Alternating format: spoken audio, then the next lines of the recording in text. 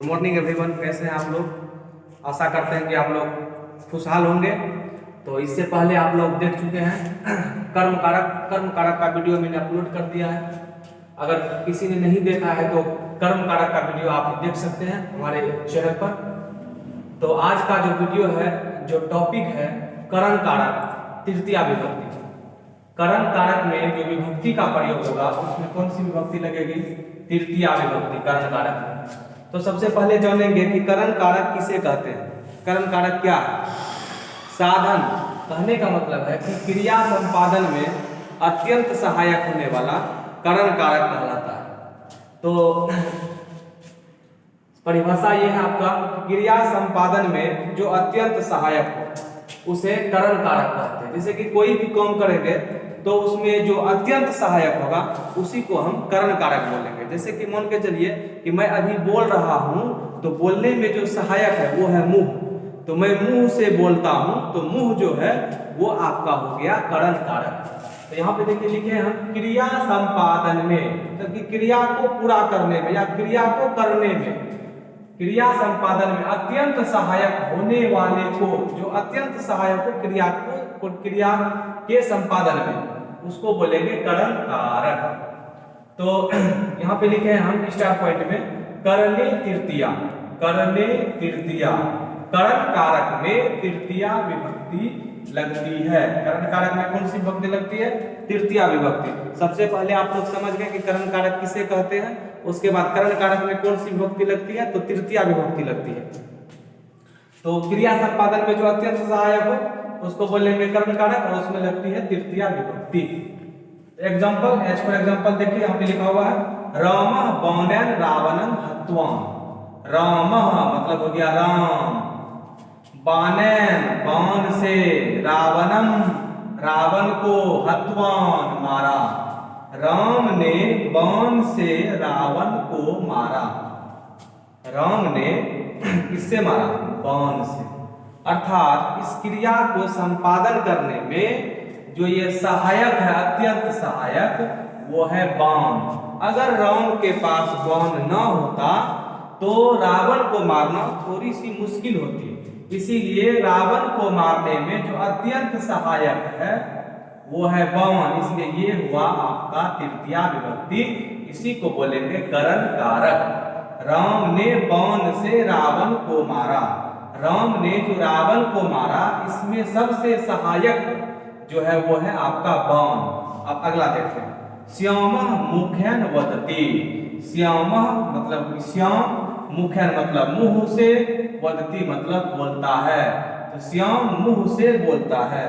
बोलने में सबसे जो सहायक है वो है मुखेन, यही है तृतीया विभक्ति। मुखेन, बाणेन। श्याम तो बोलता है, ये तो हो गया कर्ता कारक, काम करने वाला। लेकिन काम करने में जो अत्यंत सहायक हो उसको बोलते हैं करण कारक। तो मुखेन, मुख से ये लगी हुई तृतीया विभक्ति। तो आप लोग समझ गए होंगे, आशा करते हैं, कर्ण कारक तृतीया विभक्ति। इससे आगे जो सूत्र है कर्ण कारक में, पहला जो सूत्र पर आप करने तृतीया, इससे आगे सूत्र देखते हैं। अब आगे देखिए आपका सूत्र आ गया अनुक्ते कर्तरी तृतीया। अनुक्ते कर्तरी तृतीया, इसका मतलब क्या हुआ ये समझेंगे पहले। अनुक्ते कर्तरी तृतीया का मतलब हुआ कि कर्मवाच्य और भाववाच्य, कर्मवाच्य और भाववाच्य में, कर्ता में, इसमें कर्ता में तृतीया विभक्ति लगती है। तो कर्मवाच्य और भाववाच्य सबसे पहले समझेंगे। कहने का मतलब है कि जब वाक्य की क्रिया कर्म के अनुसार, एक्टिव पैसिव आप लोग पढ़े होंगे, उसी में है कर्मवाच्य। भाववाच्य, भाववाच्य का मतलब हो गया कि ऐसा मतलब कि वाक्य रहेगा जिसमें इमोशनल होगा।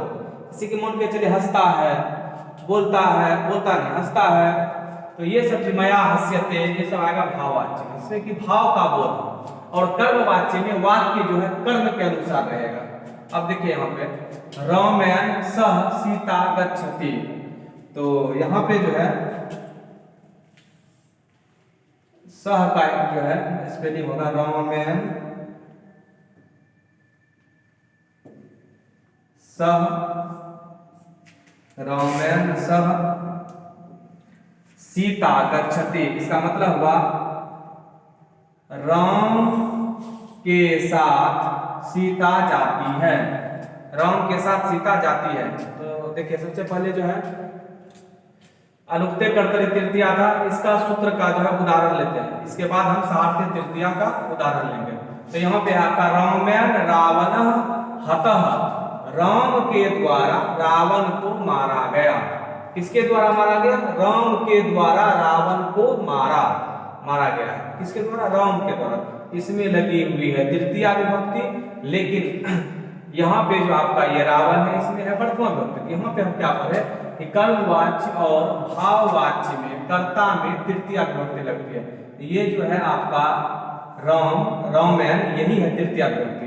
राम के द्वारा रावण को मारा गया, ये है आपका कर्मवाच्य में, और कर्मवाच्य में है लेकिन ये आपका कर्ता है। रावण को मारने वाला कौन है? राम। तो इसमें लगेगी तृतीया विभक्ति। यही कहा है कि कर्मवाच्य में, कर्मवाच्य में जो शुरू में रहेगा कर्ता, उसमें लगेगी तृतीया विभक्ति। उसके बाद है मया हस्यते, मेरे द्वारा हंसा जाता है। तो ये भी कौन सी विभक्ति हो गई आपकी? तृतीया विभक्ति। राम के द्वारा रावण को मारा गया, तो यहाँ पे राम में लगेगी तृतीया विभक्ति। ये आपका तृतीया विभक्ति है। राम में रावण हतः, राम के द्वारा रावण को मारा गया। अगर यही कर्तृवाच्य में रहता तो इसमें प्रथम विभक्ति लगी होती कि राम रावणम हत्वान, राम ने रावण को मारा। लेकिन यहाँ पे क्या है? कर्मवाच्य में है, इसीलिए इसमें तृतीया विभक्ति लगेगी। राम रावण हतः, कर्ता में तृतीया विभक्ति। कर्मवाच्य और भाववाच्य में कर्ता में तृतीया विभक्ति लगती है। तो ये दोनों आपका है तृतीया विभक्ति। अब अगला सूत्र देखते हैं, सहार्थे तृतीया।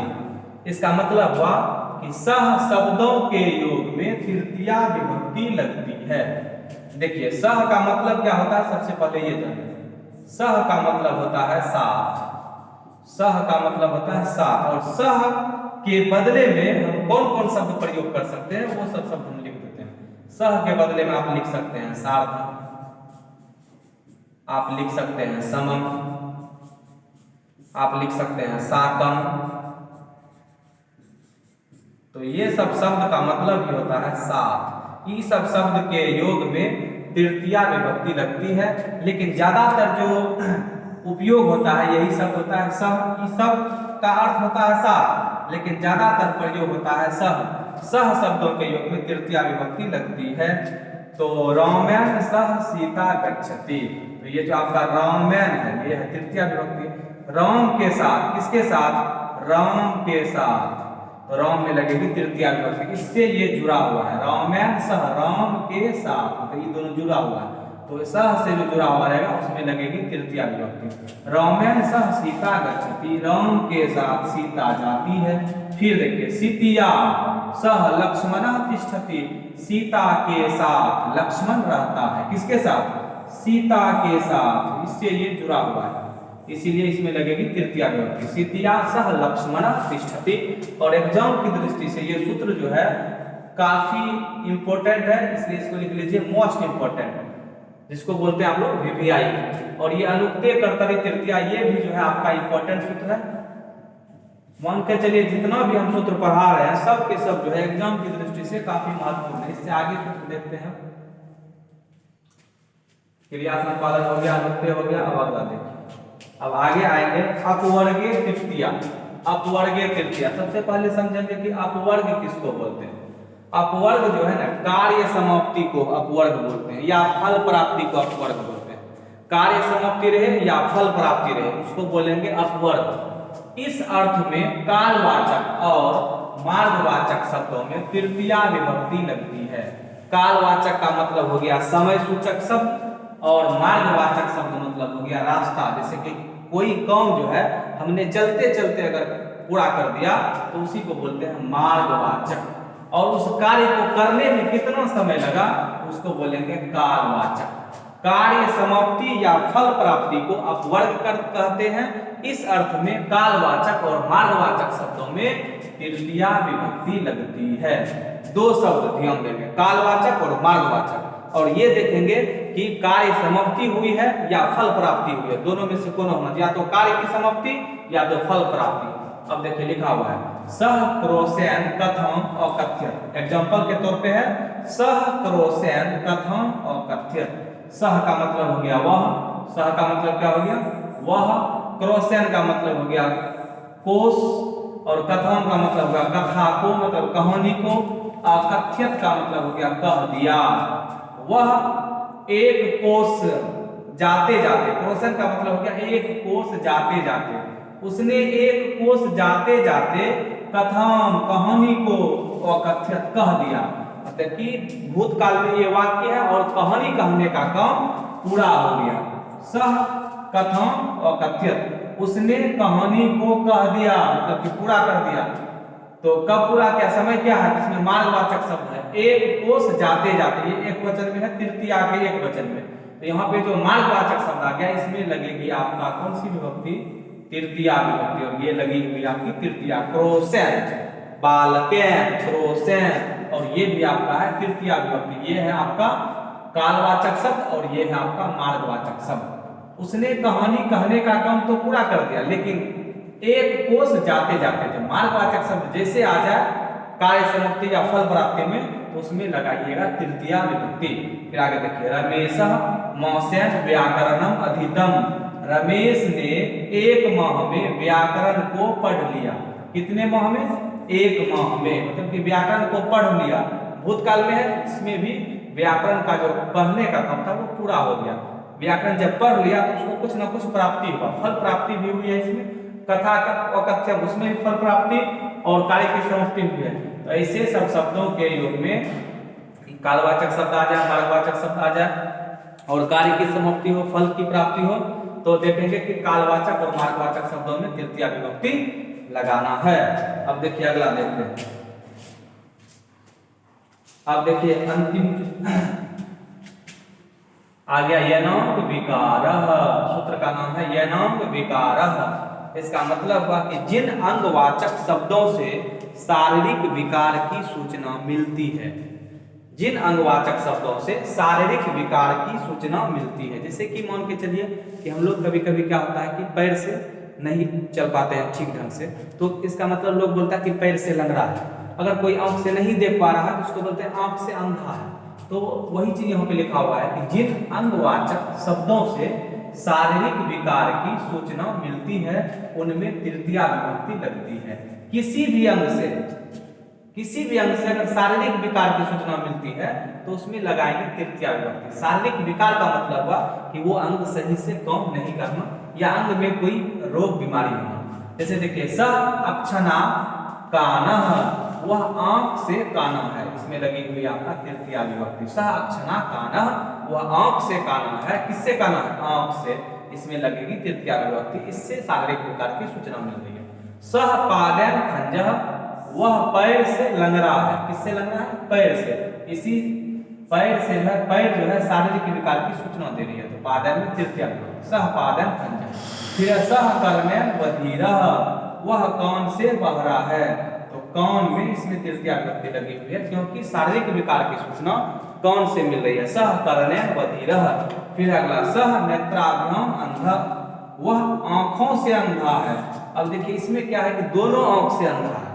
नेत्राभ्याम ये आपका द्विवचन में है नेत्राभ्याम, इसका मतलब है वह दोनों आंख से अंधा है। अंधा का मतलब हुआ कि कुछ भी दिखाई ना पड़ना, उसी को बोलेंगे अंधा, और वो दोनों आंख से रहेगा। इसलिए इसमें लगी हुई है तृतीया का द्विवचन और इसमें लगा हुआ है तृतीया का एक वचन, क्योंकि जो काना होता है वो होता है एक आंख से, लेकिन अंधा जो होता है वो होता है दो आंख से। ये नाम विकारक। और जो करण कारक में जो आगे सूत्र है वो अगले वीडियो में देखेंगे। आज के लिए इतना ही, मिलते हैं अगले वीडियो में, तब तक के लिए बाय बाय।